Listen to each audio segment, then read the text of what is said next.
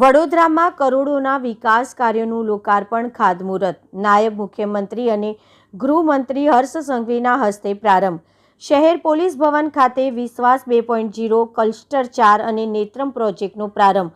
નવલખી મેદાન ખાતે 507 કરોડથી વધુના પ્રોજેક્ટ્સને લીલી ઝંડી આપતા હર્ષ સંઘવી।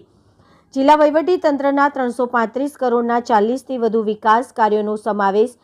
172 કરોડના ખર્ચે બનનાર પોલીસ નિગમના આવાસોનું લોકાર્પણ। કરજણના મોટી કોરલથી ઝઘડિયાના ભાલેજ વચ્ચે નર્મદા નદી પર 207 કરોડના ખર્ચે નિર્માણ થનાર બ્રિજનું ખાતમુહૂર્ત।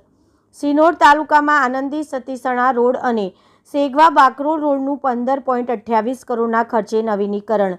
જિલ્લામાં 30 કરોડના ખર્ચે નિર્માણ પામેલા 160થી વધુ નવા વર્ગખંડોનું લોકાર્પણ। ભાવિક પટેલ, વડોદરા।